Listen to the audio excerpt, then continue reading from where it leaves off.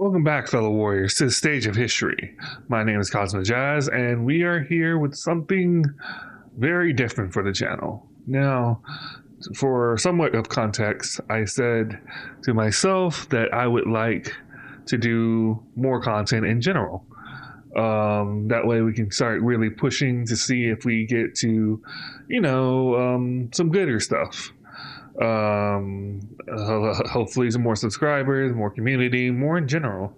But that requires me to do more things in general as well. And one things I've always kind of wanted to check out just a little bit, if not completely get into, was Warhammer.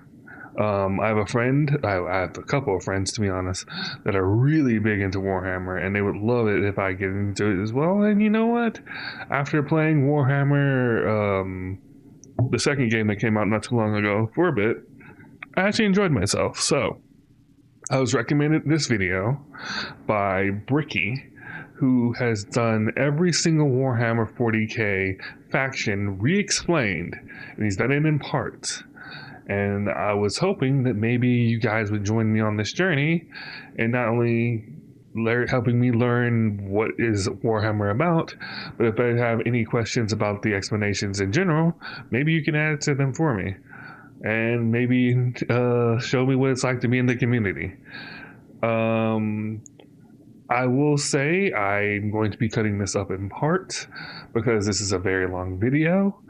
I hope that he doesn't mind me reacting to his video. If so, please let me know, and I will happily take this video down and won't ever do any kind of reactions to his stuff ever again. But yeah, without further ado, let's check this out, shall we? In the kind brightness of the far past, there was no war. Our galaxy was, for a long time, fairly empty and quiet. The first known species to appear during this time are known only as the Old Ones, cosmic entities that traveled across the galaxy with ease and seeded life through the stars. Shortly thereafter, a new species began to arise. The Necron-Tyr. Evolving under the harshness of a devastatingly powerful star, the short-lived and irradiated Necron-Tyr try to find the secret to eternal life and to be freed from their terrible existence. As they expand through the stars, they find the Old Ones and they plead to them to share the secrets of the universe and grant them purchase from their short and painful existence. The Old Ones respond with a lol and a lamau, and with their immense power, they force them back to their homeworld. The Necron-Tyr, filled with rage and hatred, make it their duty to get revenge on the Old Ones. A revenge that would come swiftly as a chance encounter with other gods gave them a solution. These other gods were known as the C'tan, a race of highly powerful star-consuming entities. Do not fear, young mortals, for we, the C'tan, will provide you with the immortality you seek. Come now, won't you shake a poor sinner's hand? Quoted from Mephetron, the Deceiver. The Necron-Tyr Yeah, then there it is. That sounds like, well, this is not going to end well. Believe it or not, this turned out to be a ruse. A trick. The C'tan crafted gigantic furnaces and began the process of biotransference.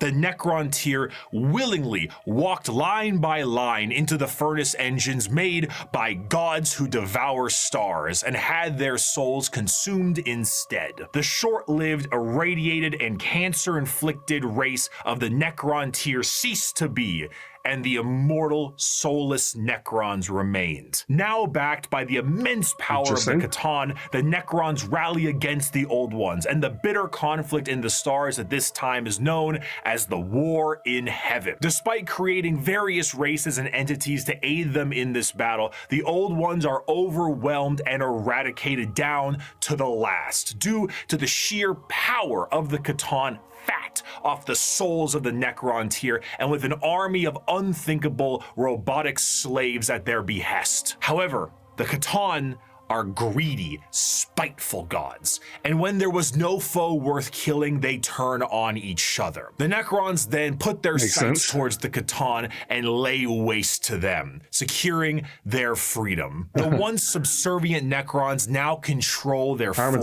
masters. Worn out and weakened by these wars, the Necrons under their leader Zarek the Silent King lie dormant with a plan to eventually wake and reclaim control over the galaxy. Over millions of years, empires rise and they fall. The species created by the Old Ones have footholds over the galaxy, but on a pale blue dot in the thick of all this conflict, humanity begins to evolve. And for the most part, the basic path of humanity's evolution remains the same as it is now for almost 15,000 years.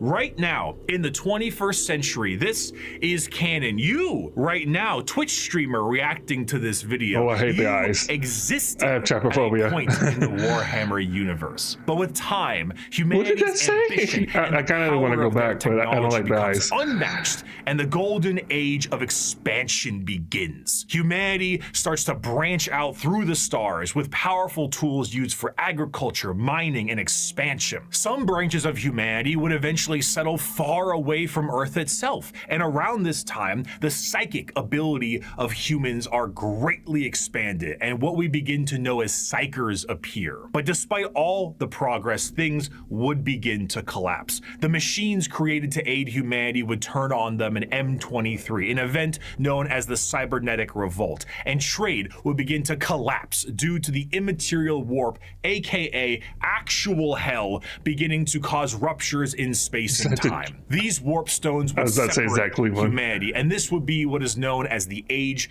of Strife. The warp, a sea of souls, storing all thought, emotion, and the souls of those who have passed on, begin fluctuating into something terrible, as far on the horizon, something horrendous was brewing. You see, the warp isn't just a random assortment of chaotic energy. It is fairly well organized, thanks to those living in the galaxy. The warp itself acts as an afterlife of sorts, and the actions of the innumerable amount of creatures who live in the galaxy have manifested a pantheon of organized entities known as the Forces of Chaos. At their helm are three major entities: Khorne, Nurgle, and Tzeentch. However, a fourth one, Slaanesh, was about to be born. The ancient Eldar were one of the first species created by the Old Ones, and due to their extreme and unbridled excess, the birthing of Slaanesh tore a hole in the galaxy and forever split the Eldar into those of the craft world, who sought to bring their species back together, and those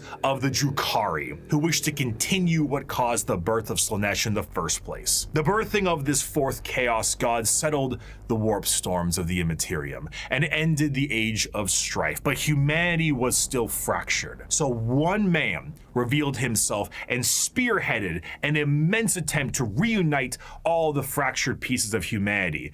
That man was the Emperor of Mankind. After reclaiming the destroyed Earth, the Emperor embarked on the Unification Wars to unite humanity under the banner of the Imperium of Man. However, due to the very long and devastating impact of the Age of Strife, humanity as we know it is not the same. To reconquer Earth, the Emperor would need more than mere men. Great beings, known as the Thunder Warriors, were recruited by the Emperor to reclaim the Earth with ease. But these warriors are a blunt tool and had, overstayed their welcome. He would need something better, and that solution would be known as the Space Marines. Superhuman soldiers that will have Space Marines were kind of a part two, exponentially greater than the mortal man. These new warriors would be commanded by an elite group of his very own sons known as the Primarchs.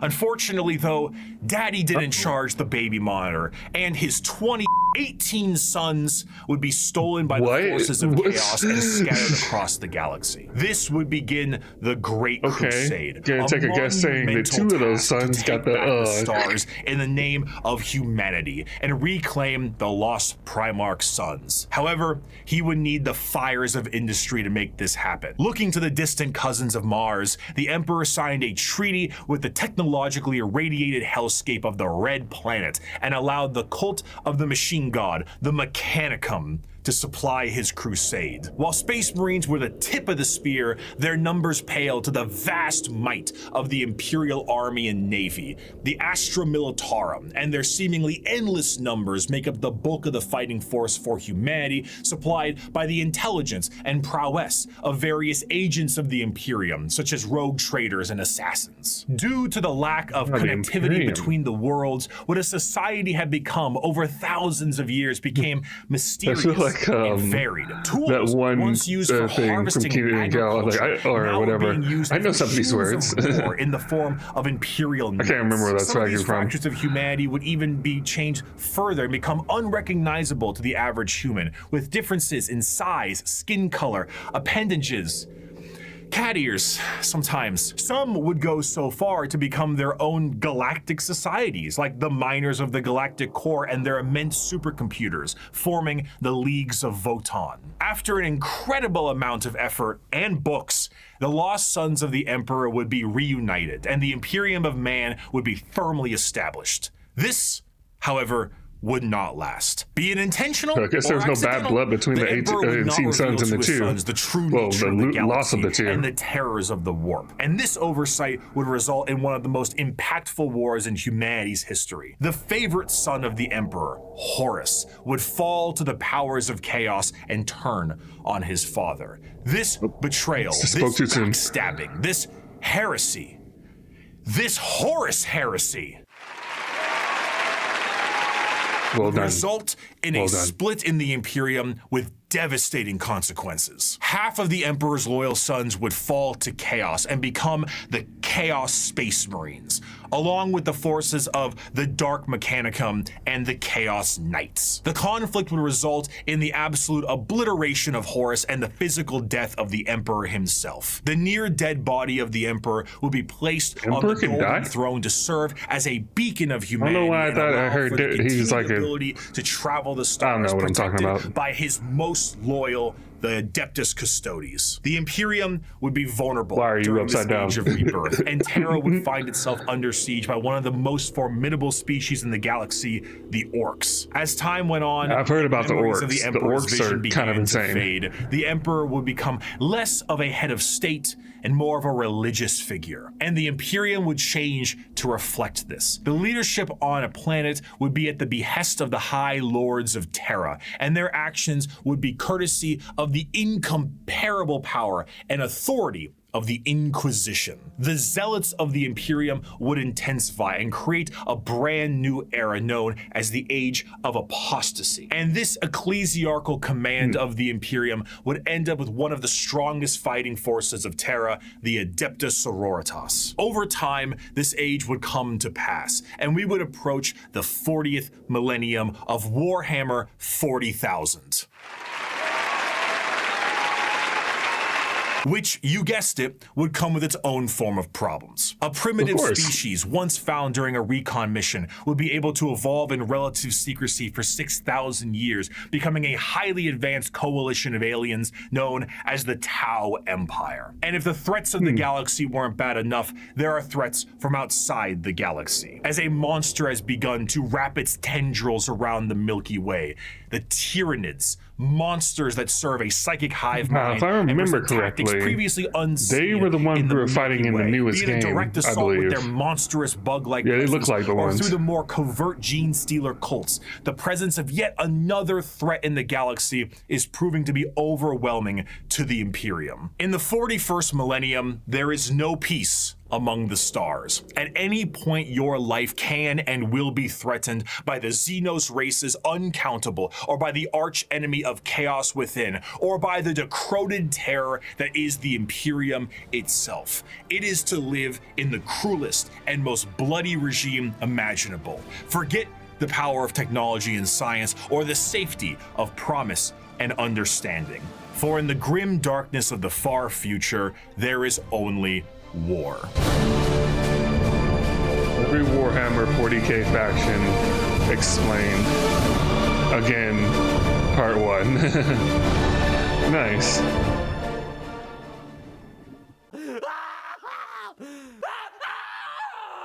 Well, that's a start. A fantastic job once again, Mr. Kurz, the Night Haunter himself. Oh, didn't you love that, my faithful audience? Once again, we have another criminal over the course of 6 hours break every single bone in his body. And with that, once again, our glorious leader has brought the crime rate to 0%. Always brought to you here on Nostroman News. I'm your host, Bricky. Thank you once again for joining us. Our top stories for tonight. The weather forecast appears to be rainy with extra dark, so make sure you pack those extra batteries for your lamp packs.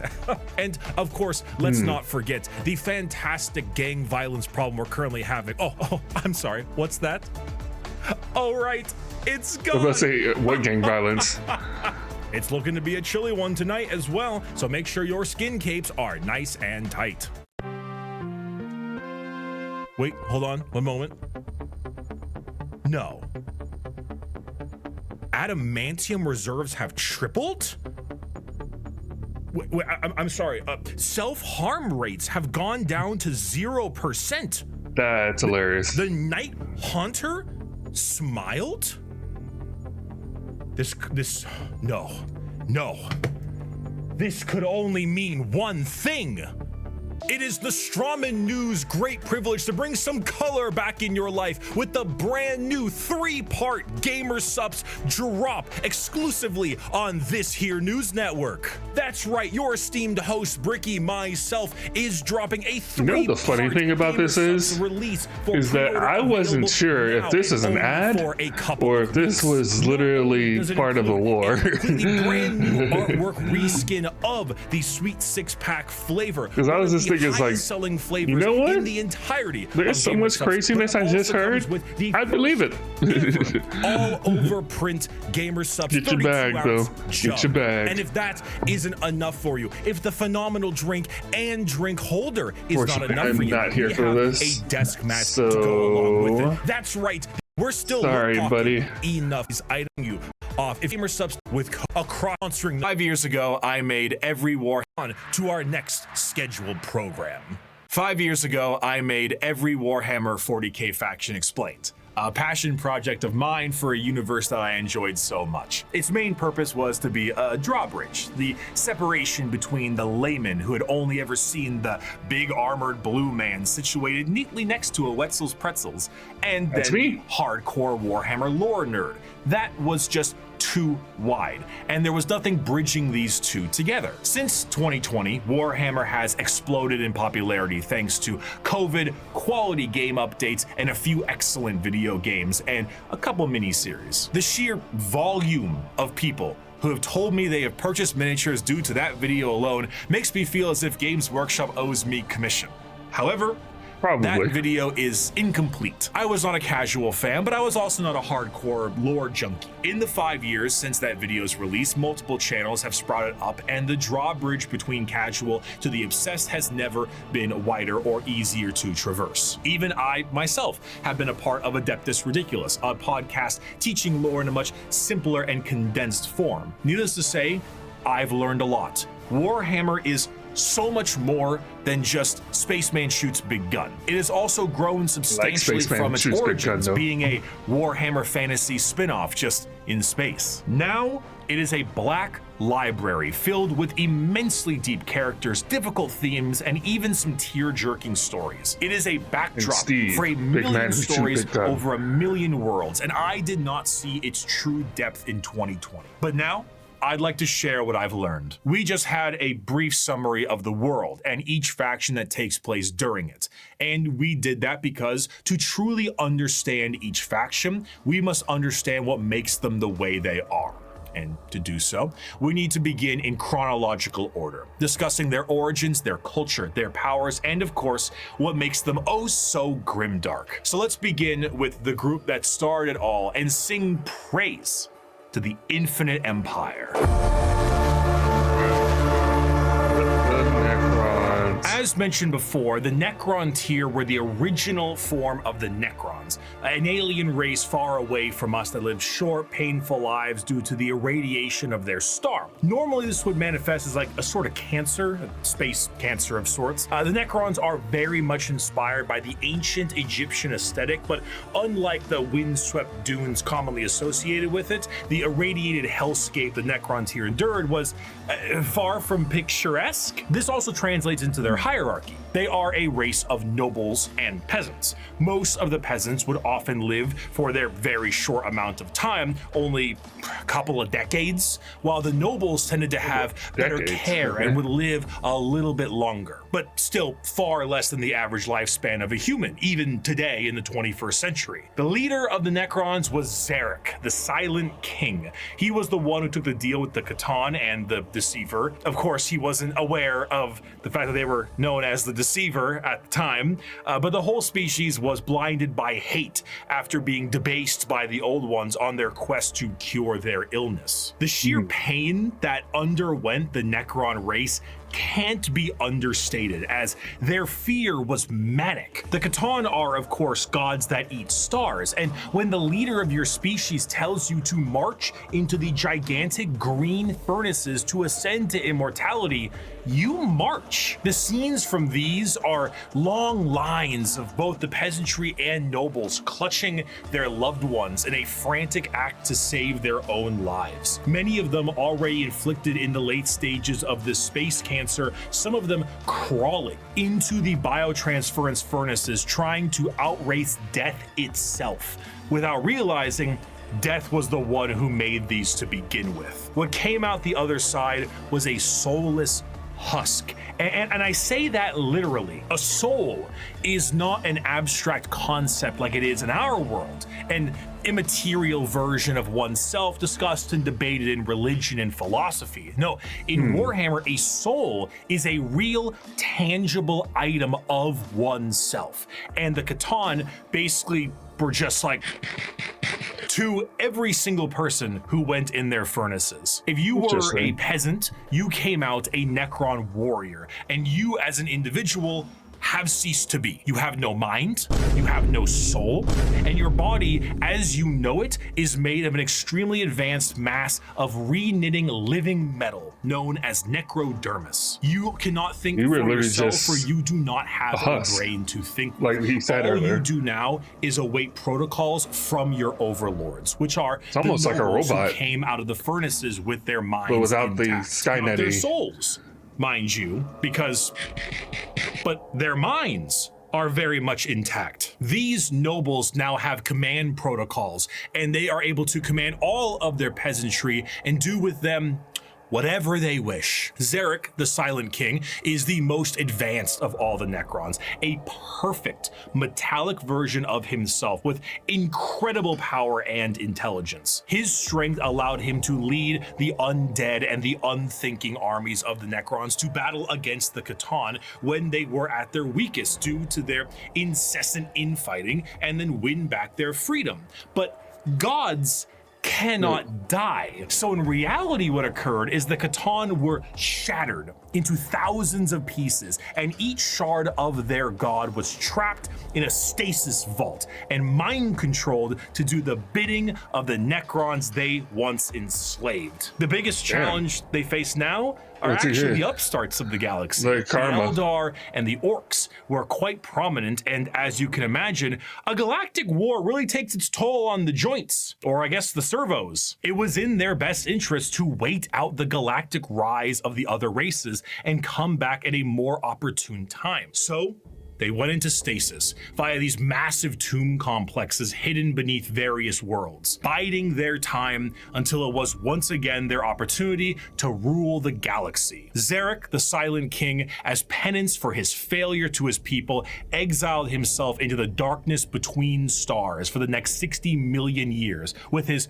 perfect memory a constant reminder of the doom he inflicted upon his people. Flash forward to the modern day, and the Necrons are reawakening, but it isn't working as well as it could be. Whether the tomb world is reawakened naturally or by some imperial moron stepping on a green glowing rock, the Necrons have come back to reclaim a galaxy they consider rightly theirs.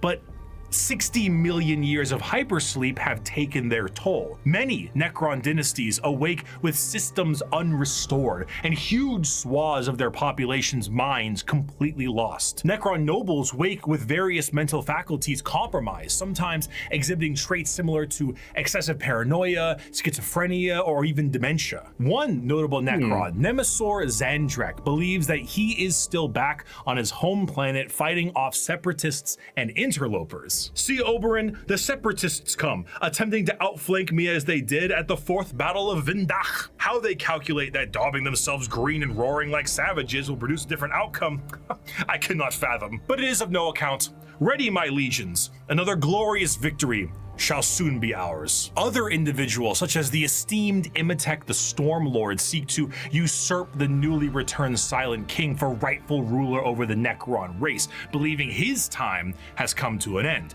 while scientists and archaeologists like Trazen the Infinite and Orikin the Diviner spend thousands of years bickering over artifacts and petty squabbles. Truly, the Necrons are a faction of unthinkable, unimaginable power, held back entirely by their own hubris. That's what I was kind of thinking, like, are they that dangerous? It is a species that does not because know they of can't seem to get over themselves. only the almost. ravages brought by it. I noticed that exactly what he said, but may just be as frightened to awake completely mad as they are to be assassinated while they sleep. Thousands of years pass in an instant. There is a play, like an opera play, a retelling of the war in heaven in the Necron culture that takes 40 years to witness, because why leave? You have no need to eat or vacate your bowels. You are immortal, but you are soulless. Despite the Necrons' incredible technology, their mastery over time, reality itself, despite all of this, they still are missing a soul.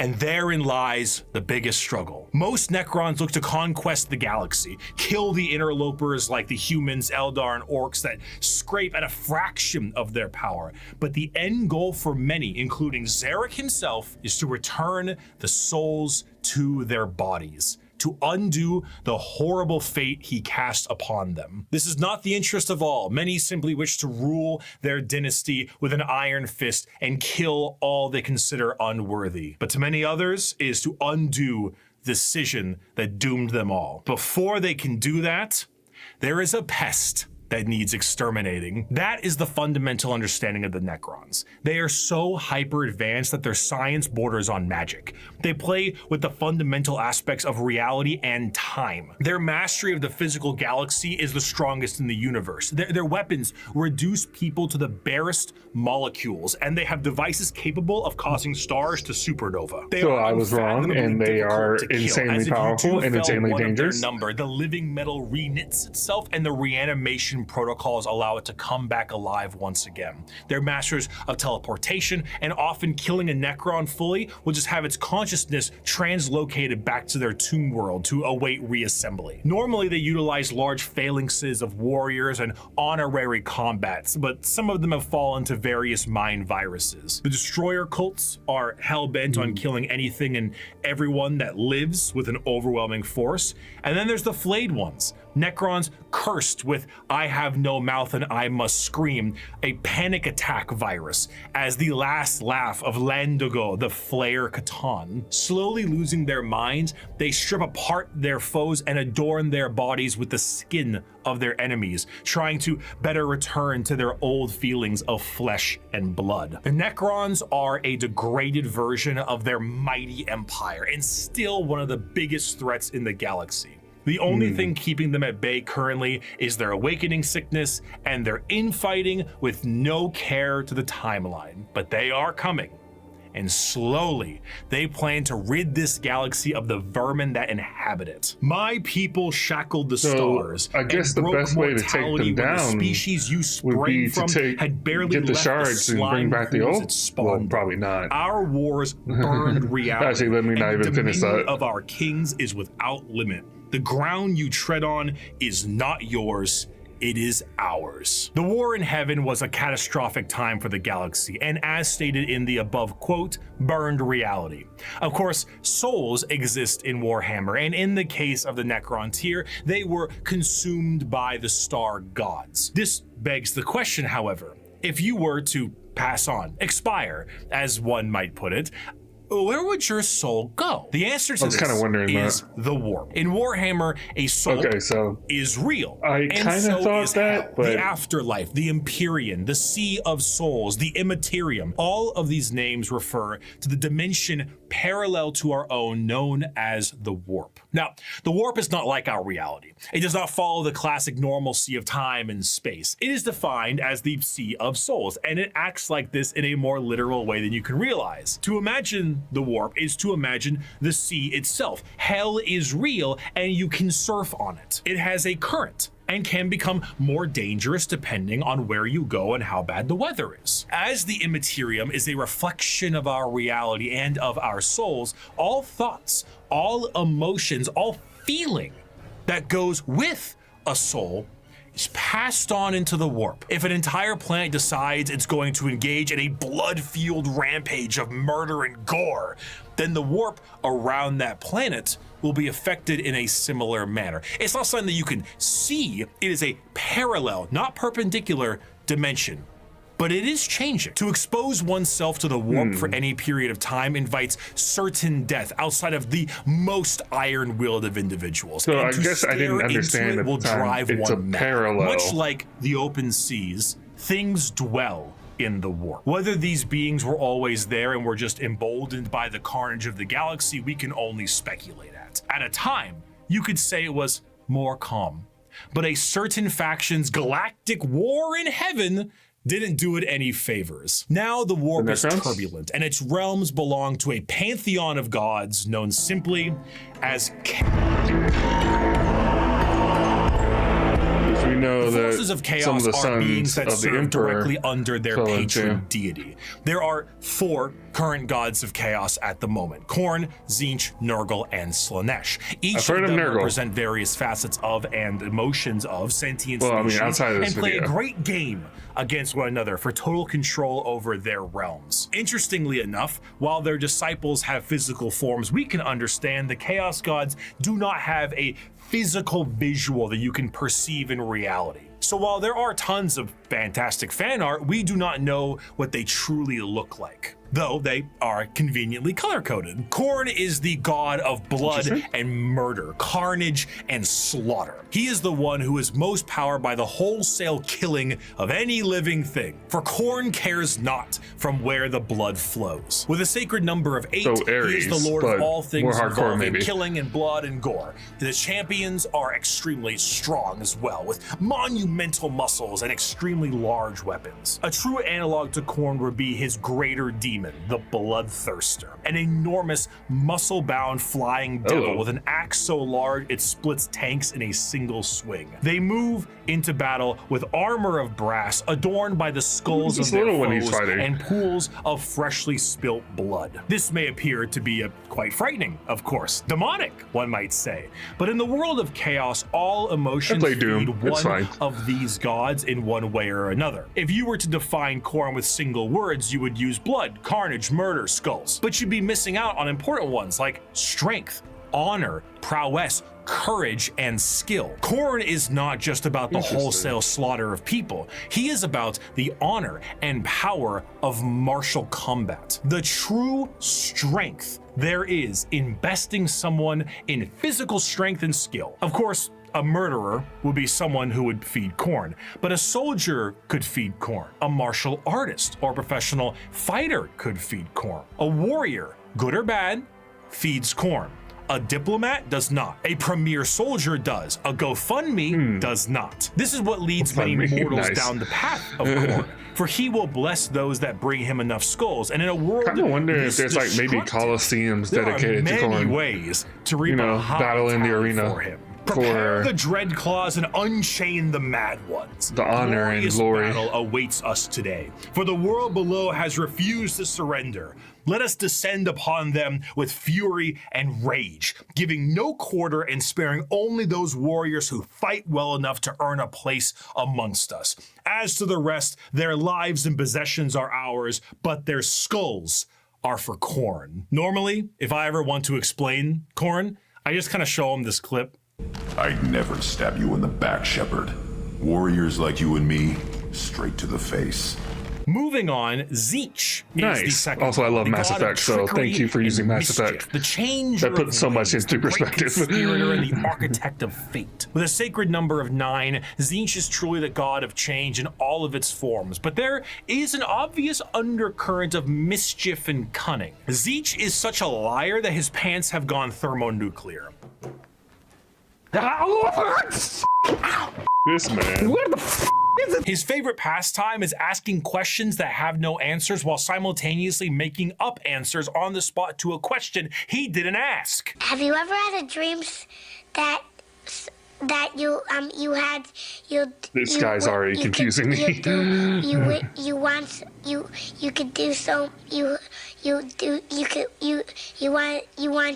to do you so much you could do anything? He is such a conniving little bastard that every emotion of lying, of scheming, of trickery is a direct way to help feed him. An unfaithful partner, a politician, a spy. All these people feed Tzeentch in one way or another, and it doesn't matter if the intentions are good. Manipulation Acceptance does not feed Tzeentch. Change does. Tzeentch doesn't care about your facts. He only wants opinions. Because he represents change, is he literally also Twitter. represents hope, though. Schemes are not always bad, and even the hope to make a better tomorrow is the change he seeks. Because he is the architect of fate and the mastery of sorcery, his presence is purely unknowable. Every depiction of a Tzeentchian demon contains more eyes than are necessary and more mouths than I know what to do with. Yeah, It is I a see that. biblically It's accurate tripping me angel out. if the angel gaslit you into thinking birds are government drones. But are they? The creatures at his disposal adorn themselves with the knowledge of sorceries and the unknown, all to provide a mind-crushing experience. Fighting demons from outside of our reality is difficult enough, but fighting demons from unreality, purposely attempting to trick you, is a whole new thing entirely. And that is before we even get started on the gigantic bird of sorcery you're going to need to face. Do not ask which creature screams in the night. Do not question who waits for you in the shadow. It is my cry that wakes you in the night, and my body that crouches in the shadow. I am Tzeentch, and you are the puppet that dances to my tune. Third of the Chaos Gods is the one of acceptance of rot and pestilence, the grandfather himself, Papa Nurgle. Nurgle is the exact opposite of Tzeentch. Where Tzeentch believes in change and hope for a future, Nurgle believes in stagnation and the end of everything. At one point or another, we will all decay. We will all rot and we will all end. And with a sacred number of 7, every single thing, pestilence, boil, and everything in between, comes under the great shadow and girth of Nurgle himself. For Nurgle, the plight of when he said the mortals exact is opposite, I was fear thinking that he and meant wine. And no matter how facts solid and life stuff, might but be, this is chaos, everything will decay in the end.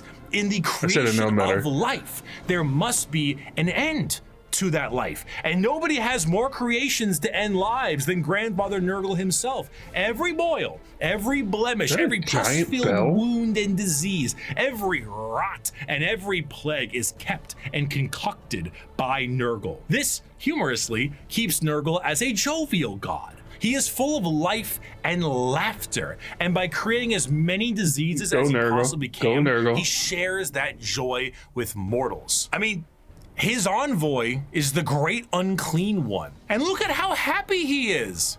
And there's a lot A lot of him to love. A fear of I death see. in general is feeding Nurgle. All disease makes him stronger, but to pray for salvation for a wounded loved one is to feed Nurgle. The timeless and inevitable fear Okay, I that wasn't one expecting day that. you will rot and decay is what gives him strength. The Peloton won't feed Nurgle. Licking the doorknob on a public bathroom certainly does. However, should you embrace your grandfather's gifts, you may find an end to your pain.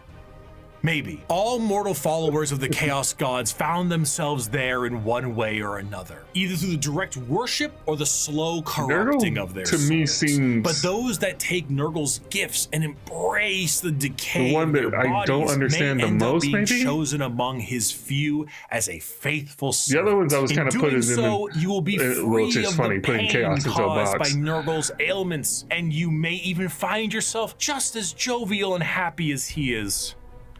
Maybe. His enemies shall wither and die. His allies shall wither and die. The universe and all within it shall wither and die. And when the great corruption has settled over the land and permeated the very foundations of reality itself, then shall the Lord of all rise from the rot and ruin, spread his arms wide to reclaim all of his dutiful children. Those were the three major chaos gods for a very long time, emboldened by war and death on a galactic scale, ever present, but now fact on the suffering of a galaxy. One race, for a while, was able to elude the pull of chaos, an advanced race of psychically attuned aliens whose master over the physical world was so strong that chaos could not glean from them the morsels of power they once had, or so they couldn't, not for a long while.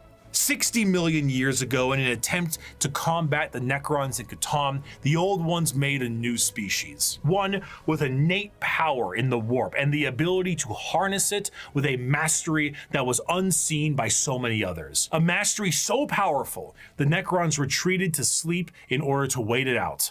It was no longer a galaxy to be ruled by them, but instead begin the age of the Eldar. Interesting. And on that, I'm going to stop it there for now. That is a lot to take in. Holy, I know I'm not even scratching even saying scratching the surface is probably not even doing it right. But there is a lot to this. Holy crap. But it's interesting.